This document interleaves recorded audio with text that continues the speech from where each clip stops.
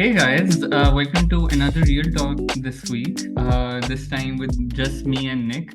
And I mean, understandably so, mm, black and white, right? Him in black, me in Yeah, white. It makes sense, you know? that does look really funny. I didn't even notice that. I just noticed that, but it's very fitting, you know. Sometimes art imitates reality, you know. Anyway, we thought we would talk about. Wait, what were we talking about? Oh, we were talking about that period. We were going to talk about that period on the It recovery almost line came out of my nose. that where you're not seeing any changes, right? And then it's like, wait, is this even working? Am I even going anywhere with this? What do I need to do? Do I need to do something differently? Like, what's going on? And sometimes that period can go over across a few months as well. So, Nick, why don't you start? Because I want you to start with the example that you were just talking about as well, because I think that's a good way to set up the rest of the conversation. And, and I think I'll use another good example too, which we all have heard Rob use the example of, you're not going to show up to French class for one day and then speak French. Yeah. But then people will say, well, how do you know you could speak French fluently? And I say to them, you actually don't even really realize it's happening. And as you Yeah. practice French and months go by, and like me and Moment are trying to talk to one another, maybe a year down the road, we have a conversation, and me and Moment just say, "Holy crap, we could speak French!" Yeah. You almost don't realize it's happening. So, I think the hardest thing for all of us is that reading the books, as important as they are, when you read them, nothing is going to happen. I hate like look, I wish I had a better way of saying that, but So you're gonna let's read say, the let Alice me put it book. this way. Let me put it this way. In the moment when you're reading a book, or when you're on a one-to-one call, or when you're doing a disputing exercise, or when you're doing an exposure, whatever recovery work you're putting in the moment, most of the time, you do not see an in the moment live perspective shift, right? Yeah, Some light bulb moments happen in the moment, of course they happen, we're not saying they don't, but oftentimes, especially when you're so chronically stuck and your obviously judgment is completely clouded, your thinking is completely, your brain is full of rumination and whatnot, you're not able to see things in that moment. And I often have to give this as a disclaimer to people that your purpose of being on this one-to-one call is not to walk away with your mind completely blown away. Your purpose of this one-to-one call is to gather information, whether it clicks with you right now or not. It's just to gather it, and somewhere down the line, maybe it will click. Maybe it will make more sense. Because conclusions and realizations and epiphanies happen most of the time in human life as well. They happen in retrospect, not like, even like with French, right? For example, if you're learning French, you're not going to be in the moment. Oh my God, I'm speaking so fluently. It's just when you think about it, you're like, oh wait, I have been speaking fluently for a while now. I guess I know it quite well now. Does can that I make get any sense? Moment? Can I give an example that actually just happened to me at the gym? Yeah. There's on Saturday mornings. There's like the same. It's me and this two other guys. Hmm. And one of them, I really do feel bad for. Moment. He's a very negative individual. Like he just radiates all his belief systems are based. He makes fun of people. Today, he was making fun of two women in a really mean way. And I talked to him, I walked away, and I was on the leg machine. Hmm. And this is exactly what you're saying. And I thought to myself, you used to do a lot of stuff like that, Nick. And that is how these shifts happen. And I thought, like, when I sit down, like, I'm actually getting goosebumps right now because that pattern of thought is so non-existent in my brain to where I can't imagine looking at two people I don't know and just making fun of them for the sake of making fun of them, besides like the jokes that we do. Yeah. But like seriously making fun of someone like that. And I thought, oh my God, Nick, you did that all the time. And it was because of my self-rejection and belief systems about needing to, prove people wrong. And I mean, it's the craziest thing. And like Moment, you nailed it. And that's kind of how it happens. Because what we're doing is when we're suffering with OCD, we all know how this feels. We show up on the call. I hear it, right? Moment, you're like, all right. They're like, let's get this done now. Yeah. And I'm like, Yeah. yeah, that doesn't actually work like that. It I takes a lot can, of time. and I often Yeah. sometimes I say to people on call, "Are you making notes?" And they're like, "Yes," and because they're not expecting me to know that, right? You know, Daisy's barking at the door. Come here. Oh, okay. I can't hear her actually, so I guess that's good. You were about to. Oh, okay.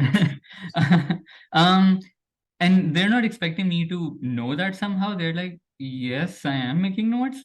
And I'm like, yes, I can hear the pages in the background, like flipping. And also, when someone is writing and they're like, okay, and there's a pause. And then that they're writing. So and it's because I mean again, note taking inherently is not a compulsion, but often can be a compulsion for many people. But the point is that if you're coming in with the mindset of like, okay, how do I calibrate this process? Like literally, then it doesn't go that way. Yes, you take away information, but if you're seeing it as a procedure that's going to be like smooth incline, then it's not going to like that's where you're then going to get very frustrated very, very quickly. And this okay, so let me ask you this instead of like saying the information. Let me ask you in this way. Let's say I have come to you and I've said, hey Nick, I've read the books, I've finished most of them. I have also disputed like most of my beliefs at this point, and I've done some exposures as well. I've cut back on some compulsions, but now I'm in this period where for the last 6 months, I haven't seen many changes, right? My anxiety is pretty much still the same. When I wake up, I'm still having, let's say I'm feeling a little panicky when I wake up. My sleep is a little disrupted. What do I do? Like, how do I get under this? This is such a good question because it's probably with a lot of, I think it's important to start with what me and Moment see today is actually quite different than 24 to 36 months ago. And what do I mean by that is because we have so much content. When I first started doing coaching, almost every call was this: books. What books? I am telling you, the amount of people that come on calls that are like, hey, I'm in the middle of the first book, or I've got 2 of the books done. It's incredible. We love to see that. Yeah. But, and I know this is a lot of people, we get real gung ho because we talk about acceptance.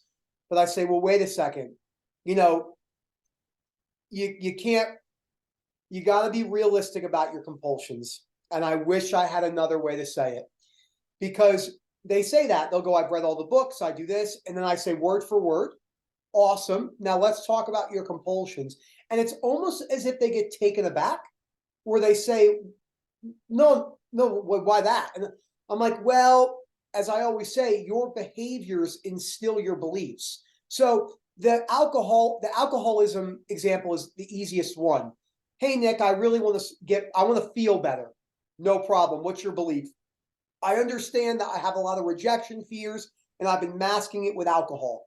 That's amazing. They're like, I really understand it. How's your drinking going? I drink every day. Yeah, you're not really going to actually be able to feel that perspective. Like sensory motor, the only reason I got to where I am today was I took the most like abrasive direction to get all of my avoidance behaviors to go away. All of them. And I'm like, I just have to live my life like it's never going away ever. That's not an easy shift, but there's no other way, in my opinion. It's only like you have to like get there. It just takes time. Yeah. And You I know? think that a lot of people who are, I think, maybe stuck for a long time or they don't see any change, I think a lot of the time I do come across such situations where there's still some safety nets, some compulsions that people are really hanging on to and they really don't want to let go of them. Um, and those are things that they don't want to budge on that at all. And maybe they have in the past like tried to cut it down, but then they're back up again. So it's not very consistent as well. So I would say like you're very right on that. I think ongoing compulsions is one like frequently that we come across a factor where there is no change. So my second Because question to I you think is, theoretically, yeah, I think theoretically, like most people understand that they can be rejected by people. Like yeah, they've been rejected by people throughout their lives. Like yeah, people will be like, my mom doesn't talk to me, or like my brother doesn't talk to me, or I got dumped. So they can't wrap their head around why it feels so real. And I tell them, well, I know you understand, but the problem is your behaviors are not allowing you. Like if your behaviors had a voice, they yeah, would literally be looking at you in the mirror and they would say, yeah, I don't really care about your belief because I don't, you're engaging with me. So that's not going to do it. So even though, at OCD recovery, we put the massive emphasis on the belief systems, like this is very important. It has to be correlated with the decrease in the behaviors. And it does, like, Moment, let me ask you a question for you, because this is yeah. because for someone like yourself who had a lot of physical compulsions, from the day you met Rob, how long do you think it took for all of your compulsions to go away? Ooh, All of them. all my compulsions. Uh, 2.5, 3 years, something like that. Okay. We're gonna say that again. 2.5 to 3 years. Like, I'll give you an example for me. I have to give context so people understand why I did it. Bi dysmorphia is rooted in conditional self acceptance, which is fear of rejection. So, for myself, one of my biggest compulsions, which is common among bi dysmorphia people, is always looking for a perfect plan, whether it's exercise, nutrition. So, my compulsion was constantly changing my exercise program. It took me, as Moment said, at a bare minimum, I got it to a point, Moment, you might be able to relate with this. And I do think this is part of the journey for everyone. This particular compulsion, I had it down to almost like a science where I'm like, I can cut this out for 4 weeks and then I'm gonna like build up and then do it one time, feel like shit for 2 weeks. It's like, and I remember just thinking, no, like I have to push through this 4 week boundary if I want to give myself the best opportunity. But that took years. I Yeah, mean, I was better. I think it's important for people to hear this. I was doing astronomically better still than I was when I first came in, but I certainly wasn't where I wanted to be because I just wasn't being realistic, you know? yeah. No, that's very important to know because um like you really have to, in a sense, stop kidding yourself on that. Like, Mm, like sometimes when we talk about, when people are really struggling to cut down their compulsions, a common thing that can help initially is delaying the compulsion, right? yes. You'll be like, okay, I'm going to maybe go for 2 hours not doing this, and then I'll see. But 2 hours does not mean that you're thinking, oh, 2 hours up, now let me do it, right? The actual aim of delaying the compulsion is keep to even push it even further when the 2 hours are up, right? Okay, let me Yes. see 2 more hours or a few more hours and see how I go. So the Because idea is to real keep, quick moment, because hmm, 3 years, when you're in yeah. the beginning, we both get this. Your brain can't wrap your head around It three feels years. daunting. And this is what Yeah. people think. This is what people think that, oh, for the next 2 to 3 years, it's like 24/7 still suffering in this format. And then once those 3 years are up, then relief. No, it's a very gradual like thing where you go towards relief. It's again the other common analogy I use is like breaking up with someone. You don't wake up one day and say, okay, it's been 6 months since we've broken up. Today I am completely over them, right? Well, It's that's a good example. it's That's literally good. like in retrospect, you're like, hey, wait, I haven't thought about that person, or the thought of that person is not bothering me anymore. I think I might be over them. I think I might have moved on. And that's how like relief happens. It's a very gradual process. And like I said, like the realizations, the conclusions happen in retrospect. They don't happen in the moment. They happen while It, reflecting on what's happened. and it's such a good point. And I think the reason why me and Moment wanted to come on and talk about this is number one, Moment and myself both have had very severe OCD. I mean, both Moment was basically almost housebound, or was. I was basically housebound in mental hospital. You know, like I'll give you an example. I don't weigh myself. This is such a good example for not noticing change. At the heaviest I ever was, for you individuals that do pounds, I was 219 pounds, which is what? 100 kilograms. And I'm only 5'7". So like I was 100 kilos. My buddy's at my buddy's house 2 days ago, and I was like, I gotta weigh myself. Since the heaviest I was, I've lost 50 pounds. 50. So 22 kilograms, 20. I didn't notice that was happening. It was like I just changed some habits. I started not eating because I was stressed and going to a fast food. I started to portion control a little bit better. I started to slow my eating down. So I'm not like, blah, blah, blah. You know how when you're stuck, you're just like everything, everything, everything. And then 4 years later, I have lost, 50 pounds and 22 kilograms. Like it's just, you don't realize until you realize. And like Moment said, you're having perspective shifts along the way. And I think what you said, Moment, is such that example. I'm going to use that, like the relationship one. That's so good. You don't do that. You're not like, oh, I'm good. Like it's No. a constant. So like you break up with someone. The first couple of weeks are tough. Maybe month two and three, you're getting some release, but like maybe you see a picture of them on social media and you cry. Yeah. And it's like as things go and go and go, and then 6 months to 12 months later, you could see a photo of maybe you and your partner and be like, man, that was a good time in my life. But there's not like an emotional Yeah. response. Yeah. And I think we should go into, because and I'll start this one and then lead into what you want to talk about, Hmm. is about the importance and the willingness to have a relapse. I would be absolutely lying to you if I said that I've been recovered from sensory motor for 2 years. I would say in the last 2 years, 2 to 3 times per year, and that still spaces out.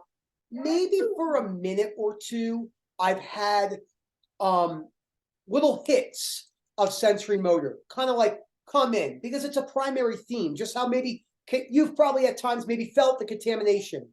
The difference is if I start noticing a bodily sensation, I don't become like, Paralyzed by it. it's like don't even like realize it's happening. Like I know it's Yeah. happening, but I don't even have any sort of reaction. So it never lasts. And because my brain, again, if my brain was a person, it would say, yeah, I don't think Nick's really that scared of that anymore. Like maybe if we gave it back to him for a month full blown, he would be like, shit. But I can't see myself being like, crap, I have to cancel one-to-ones or I have to like sleep in. Like that just, Yeah. I I mean, wouldn't you allow just don't that to get happen. you don't get like what's the word for it? I was going to say dethroned, but that's so like I don't know, conceited. No, Like it is a good word though. Yeah, I like that. Dethroned. You don't get dethroned. That's a good one. yeah, I Yeah. mean, and it's something that really creates any kind of dent in your life. Like it's just like, huh, okay. I mean, I guess that's it. And I like if when it comes to relapse, I genuinely don't care. Like if it happens, I mean, sure. I mean, of course, I don't want it to happen. It's not like, yeah, make it happen. But but it's just like, I mean, if it happens, I'll deal with it. Like Could you it imagine doesn't like that paralyze moment? me for You it have to like start. you have like the worst contamination relapse. You disappear for 2 months, and we just call you. We're like, Moment, where are you? And you're like, dude, I've been killing it, dude. I'm doing 800 compulsions a day. It's awesome, man. I'm Yeah. housebound. It is honestly funny though how you say that. I think it's got to be similar to someone who has like MS, multiple sclerosis, like a relapse. Like once you've had it for 30 years, when you have another relapse, you just are kind of like, oh, this is just kind of how my life is, you know? Yeah. And I think a lot of people have a hard time wrapping their head around, which we totally get it, because Moment and me were both there. When you're stuck, you're thinking, I truly do not believe them that you can accept that. Yeah. And you're not going to. It is an experience. Yeah. It is an experience that you have to come to yourself, because you'll analyze, you'll say, I don't know. What if I gave Nick the severest POCD right now? Like, I don't know. What if a moment like it came back full blown? And I tell people, you're focusing on the wrong thing because Yeah. you need to put energy into what you can do, not what theoretically could happen to me It's like if I moment. sit over here and think that, okay, how does Bill Gates think? I can't do that. I mean, if I need to know how Bill Gates thinks, I have to be at that level or something like that. You know, I have to put in those steps. I have to reach that level of success or whatever, wealth, to be in that position. Like, I can't think that way. And the other thing I also, before we end this, I do want to touch on is if you're not experiencing any change for like a few months, there are several things that you can look at, and you and I can both pitch in whatever points we think is there. So one, we for example said hidden compulsions are often like still pretty much there. So having a look at, are there any lingering compulsions I still have, right? Is there avoidance that I'm doing? Avoidance is also a compulsion. Many people sometimes don't know that. Is there still forms of reassurance? Is there still forms of confessing you're doing? Whatever is there needs to go, first of all. Secondly, what are the beliefs that are still keeping you stuck, right? Looking at those. What are the things that are still like, yeah, but this thing I can't really accept, right? And let's say you think you've got all your compulsions, you've also disputed your beliefs, but still you're just feeling this internal, you're not even chronically anxious, but this agitation, like, why? It's a great way to put it. The third thing that I think is very important, that I think goes missed sometimes, even by us, by the way, is just allowing time to pass. That's all. And being patient with that, not being like, okay, 2 months, where am I? 3 months, where am I? No, just literally letting time pass and just seeing what happens. Because if you're going to be tracking your feelings internally, it's obviously the relief and the peace is not going to come to you. It's going to feel even more further away from you. And the other thing is that if you've made all the changes in your life, you also have to kind of wait for your nervous system to catch up with that, because your nervous system is relatively slow, right? So it takes a while to rewire and really be like, oh, so for 6 7 months we've been behaving differently, we've been like trying to think differently as well, we don't do those behaviors anymore, we are acting differently. So maybe this is not so much of a threat, so maybe we can really go to that place. That's kind of like how the nervous system also functions, you know. So we have to wait for time to pass for like that to catch up as well, because it won't instantly be like, Nick, like for example, you read the books instantly almost when you started the recovery journey. It's not like as soon as you ended the first page, boom, like completely perspective shift. You had to Definitely not. really wait for a lot of time to pass for all that information to also catch up in a more physical way. And I honestly don't even have anything to add to that because what you just said is everything. I think if I was going to add one thing is every once in a while, I think it is important whether, and I tell people maybe find your own time. I like to do it either when I first wake up in the morning, when I'm showering or driving by myself. I'm a very big fan of reflection, which I never used to do ever because I was like, I don't have time to reflect because I did it yeah, compulsively. I literally used to take out time at night when everyone had gone to sleep to be like, let's think about the past. And for yeah, me, like that was that's obviously, something yeah. that I never, which is wild. This is why Yeah. OCD is such an interesting disorder. But I think you have to sit down. You don't have to, but it can benefit you. Yeah. I would recommend sitting down or when you're in the shower and just thinking about two things. Rob always talks about gratitude. I never practice gratitude. Now, working with people all over the world, working with people in both the active war zones right now, Ukraine, Russia, Israel, God, like we have people all over. The gratitude I have for what I have in my life and thinking about my life as if right now there was no recovery. I know that's so scary for people, but it's actually very important to reflect on. There is, let's just say, hypothetically, there is no OCD recovery, and this is going to be me forever. Because there's a lot of people out there with conditions where that is the norm, and they don't have a choice. My father didn't have a choice. It wasn't like this. You have stage 4 pancreatic cancer. It's on your liver, but maybe you'll be good. It's like, no, you're dead. Like, you are going to die. Yeah. And you have one choice. You can accept because you're going to die anyway, or not accept and you're going to die anyway. So I think one of the things for me is that. But I got to run here because I have a 1-to-1 in a minute. Yeah. But Moment, this is great. We're gonna do me and Mo.